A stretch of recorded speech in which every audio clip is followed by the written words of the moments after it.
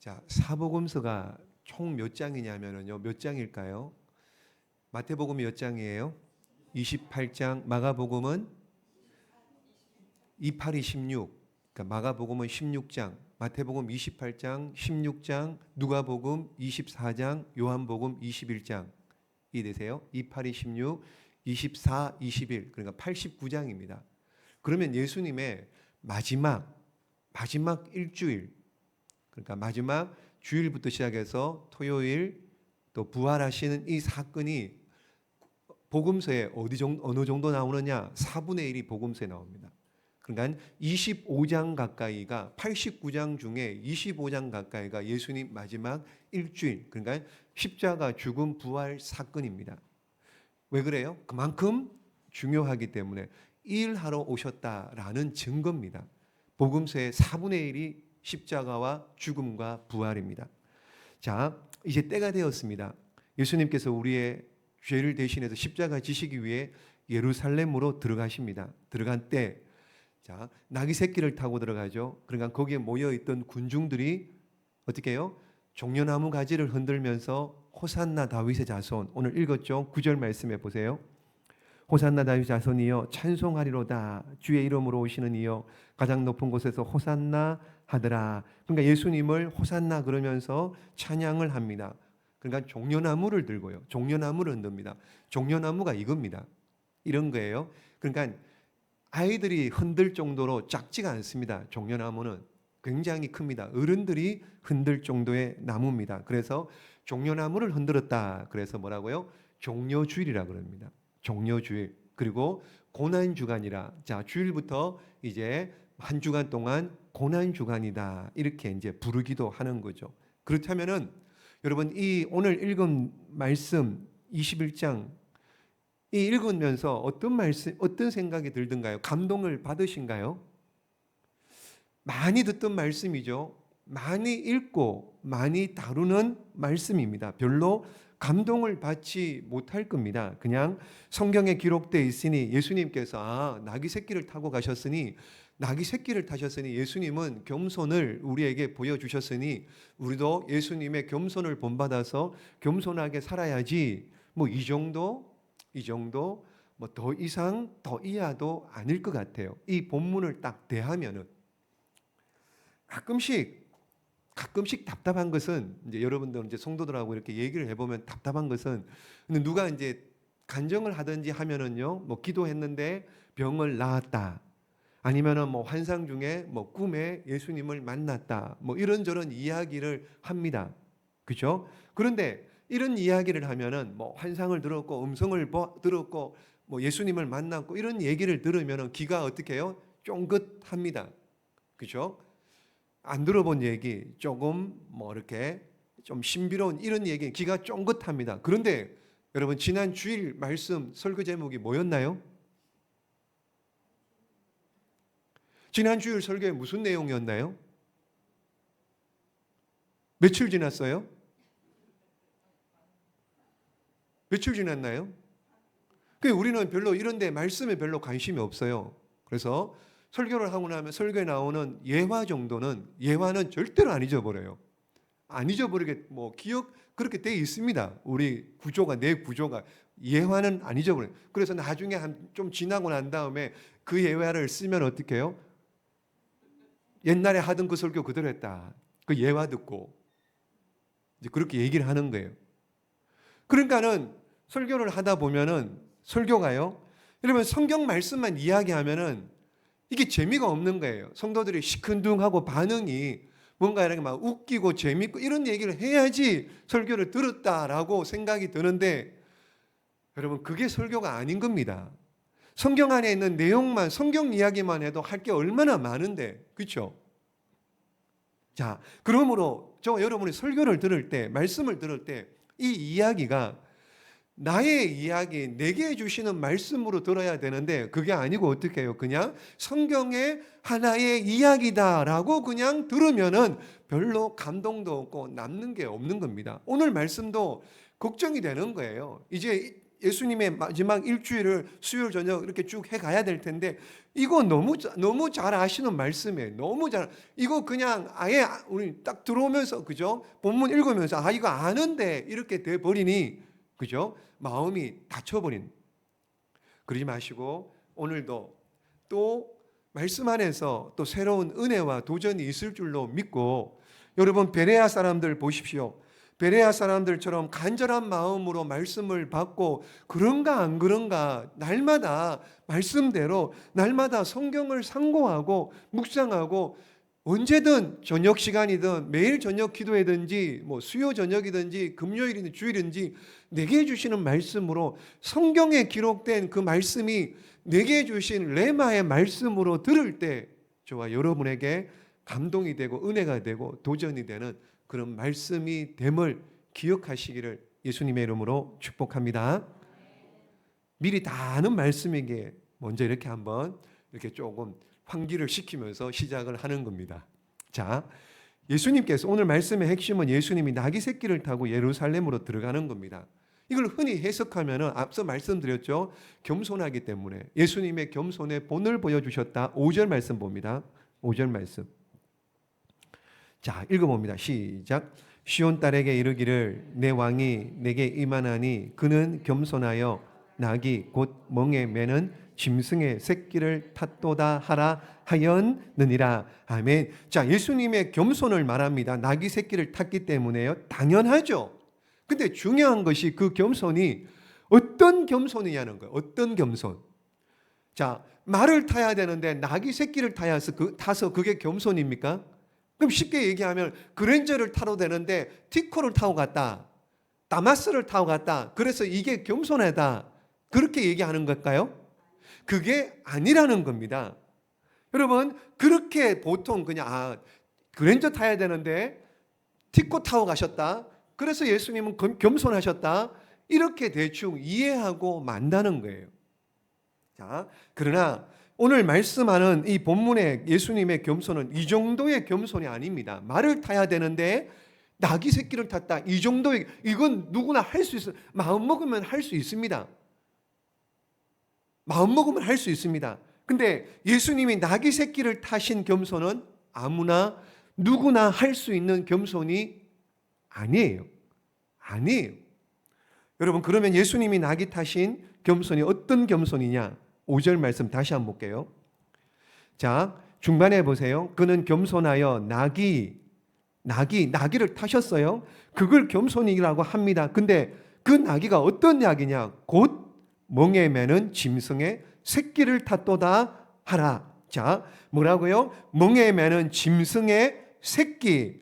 그러니까는 예수님께서 나귀 새끼를 타고 예루살렘으로 들어가셨는데, 그러니까 예루살렘에서 하실 일이 어떤 일이냐를 뭘 통해서 말씀하시냐고요? 나귀 새끼를 통해서 말씀해 주시는 거예요. 나귀 새끼, 멍에를 매는 짐승의 새끼, 이걸 통해서 예수님의 겸손을 말씀해 주시는 겁니다. 그러면 나귀가 하는 일은 뭐예요? 나귀는 나귀를 왜 키웁니까? 나귀 왜 잡아 먹으려고요? 그렇죠. 나귀는 여러분, 나귀를 키우는 목적은 다른 게 아닙니다. 식용이 아닙니다. 뭐 농사일 시키려고 나귀를 하는 게 아니라 농사일은 소나 큰 말이 하지 나귀가 하는 게 아니라 나귀는 뭐예요? 짐을 나르는 겁니다. 짐을. 이거 하려고 주인이 나귀를 키우는 거예요. 나귀를. 자, 그러니까는 나귀는 사람의 짐을 대신 지는 겁니다. 이게 바로 예수님의 모습이라는 거예요. 예수님의 모습과 나귀의 모습을 결합시켜 놓았습니다. 그러니까 죄인된 인간의 모든 짐을 짊어지기 위해서 예루살렘으로 들어가시는데 그 모습을 나귀가 어떻게 해요? 나귀를 타고 들어가신 것과 합쳐가지고 결합시켜서 그렇게 예수님은 우리의 짐을 대신 지려고 이 땅에 오셨다라는 것을 말씀하시고자 나귀 새끼를 타고 들어가신 겁니다. 여러분, 겸손이라는 것 보십시오. 그렇다면은 예수님의 겸손은 남의 짐을 대신 지는 겁니다. 남의 짐을 대신 지는 거. 사람이 남의 짐을 대신 져줄 때는 그만한 대가가 있을 때 지죠. 그렇죠? 등산할 때 여러분 저기 산 중턱이나 산장에 있는 거기 뭐 편의점이나 이런 뭐 이렇게 슈퍼나 뭐 산장 같은데 어떻게 해요? 헬기로 나누면은 비용이 너무 많이 드니까 누가 해요? 그렇죠. 사람이 들짐은 지고 지게를 지고 날라줍니다. 왜 그래요? 그거 하면 뭘 받은대요? 돈을 받으니까는요. 그러니까 짐을 져줄 때는 이유가 있습니다. 이유가. 아무런 대가도 없는데 남의 짐을 지는 사람은 없습니다. 대가를 바라지 않고 남의 짐을 지는 사람이 남의 짐을 지는 그것이 어떻게 해요? 주님의 사랑이고 주님의 겸손이라는 거예요. 대가 없이요. 대가 없이 남의 짐을 져주는 그것이 주님의 사랑이고 주님의 겸손이다라는 거예요. 그래서 예수님 말씀하셨잖아요. 수고하고 무거운 짐진 자들아 다 내게로 오라. 내가 너희를 쉬게 하리라. 여러분 사람은 누구나 인생의 짐을 지고 세상을 살아갑니다. 한 아이가 태어납니다. 태어날 때부터 인생의 짐을 지고 가죠. 배고픔의 짐, 아픔의 짐, 상처의 짐, 여러분 인생을 살아야 되는 고난의 짐, 일하는 짐, 아이들은 공부하는 짐, 풀리지 않는 이런 짐들, 또 죽음의 짐, 이별의 짐, 질병의 짐, 인간이라면 누구나 예외 없이 이 인생에 허락된 짐을 져야 됩니다. 그런데 예수님께서 그 짐을 대신 지시기 위해 이 땅에 오셔가지고 이제 죽으시려고 예루살렘에 들어가시면서 나귀 새끼를 타고 들어가시면서 내가 너희 인생의 짐을 대신 지어줄게. 그런 의미로 나귀 새끼를 타고 들어가신 거예요. 당시 이스라엘 백성들은 뭘 바랬느냐? 메시아를 바랬습니다. 어떤 메시아요? 로마로부터 지금 압박, 속박 중에 있습니다. 지배를 받고 있습니다. 그러므로 어떻게 해요? 이 로마로부터 해방시켜주는 메시아, 그리고 잘 먹고 잘 살게 해주는 그런 메시아를 기대했습니다. 그런데 예수님께서 어이없이 십자가에 죽으시니 어떻게 해요? 전부 다 제자들도 마찬가지입니다. 포기하고 다 예수님을 떠나버리고 어떻게 해요? 십자가에 달려 죽으실 때 다 죽여라. 다들 실망했거든. 모른 거예요. 자세하게 예수님이 이 땅에 왜 오셨는지 모른 겁니다. 왜 오셨나요? 우리의 짐을 대신 져 주시기 위하여, 우리를 위하여 십자가에 죽으셔서 우리를 구원하시기에 이 땅에 오신 예수님을 몰랐던 거예요. 그래서 지금 9절 말씀에 읽었죠. 호산나 다윗의 자손이여 찬송하리로다 이렇게 할 때는 어떻게 해요? 메시아로 로마에서 해방시켜 주실 메시아를 기대했기 때문에 호산나 이렇게 백성들이 외쳤던 겁니다. 자, 그러므로 여러분, 저와 여러분이 이 땅을 살아가면서 우리가 져야 될 짐을 대신 져줄 사람이 누가 있습니까? 우리를 위해서 대신 죽어줄 사람이 누가 있습니까? 그러므로 저와 여러분의 짐을 대신 져 주시기 위해 이 땅에 오신 그 예수님, 저와 여러분을 구원하시기 위해서 죽으신 그 예수님, 그 사랑과 그 은혜를 기억하며 날마다 감사하며 사는 우리 모두가 되시기를 예수 그리스도의 이름으로 축복합니다. 자, 이렇게 낙이 타고 들어오실 때, 자, 그러면 보십시오. 자, 예수님께서 뭘 원하시느냐? 한번 6절 말씀 보세요. 6절. 자, 제자들이 뭘 하느냐? 7절 봅니다. 시작. 나귀와 나귀 새끼를 끌고 와서 자기들의 겉옷을 그 위에 얹음에 예수께서 그 위에 타시니. 아멘. 자, 예수님이 타신 그 나귀 위에 어디 자기 겉옷을 그 위에 얹었다. 이렇게 얘기하죠. 그러니까 예수님이 가신 길을 함께 따라가겠다는 뜻입니다. 그래, 예수님의 제자는 예수님이 가신 길을 함께 가는 자다. 그런 말입니다. 예수님이 지신 짐을 같이 지고 가는 자만이 예수님의 참 제자다라고 할 수 있을 겁니다. 그리고 무리들은 보십시오. 무리들은 어떻게 하느냐? 8절 시작. 무리의 대다수는 그들의 겉옷을 길에 펴고 다른 이들은 나뭇가지를 베어 길에 펴고. 자, 여기 보시면은요. 무리의 대다수는 자신들의 겉옷을 길에 펴고, 이렇게 겉옷을 길에 펴고. 이 겉옷, 이스라엘 백성들에게 겉옷은 굉장히 중요합니다. 이 겉옷은요, 여러분, 이 겉옷에 끝에 뭐가 있어요? 이걸 뭐라 그러나요? 옷 끝에 술, 옷단에 끝단자를 써서 옷단에 술. 이 술, 이게 뭐예요? 이게? 그러니까는 옷단에 술을 붙인 것은 하나님 앞에 613개의 계명을 지키겠다라고 하는 언약의 증표고, 내가 하나님의 백성입니다라고 하는 술입니다. 그게 증표입니다. 그래서 청색이에요. 청색. 무슨 뜻이에요? 청색, 하늘색입니다. 하늘을 사모합니다 라는 뜻으로 청색이고, 바리새인이나 대제사장들은 이 끝단에 옷단에 있는 술을 길게 합니다. 크게 합니다. 넓게 합니다. 왜 그래요? 자기가 그만큼 어떻게 해요? 신앙에 자신 있다, 신앙에 큰 신앙에 가지고 있다라고 하는 증표로 옷단 술을 크게 하고 길게 하고 넓게 합니다. 그러므로 이 옷단 겉옷이 이스라엘 백성들에게 굉장히 중요합니다. 이 겉옷을 함부로 벗지도 않고요, 깔고 앉지도 않습니다. 왜 그래요? 이스라엘 백성의, 하늘나라 백성의 상징이기 때문에요. 옷단 술을 달았기 때문에요. 그래서 겉옷을 땅에 펴지 않습니다. 땅에 펴고 난 다음에 깔고 앉지를 않습니다. 이게 불문율이에요. 그런데 예수님이 지금 들어가시는데 어떻게 해요?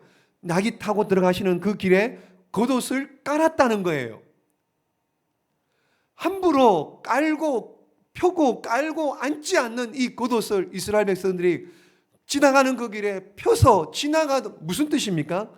무슨 뜻이에요? 지금 나의 모든 것들, 나의 권세, 나의 지위, 나의 가진 것, 모든 것들 어떻게 해요? 예수님 안에 깔고 나는 죽고 예수님만 높이겠다, 그런 뜻으로 겉옷을 펴고 밟고 지나가게 하는 겁니다.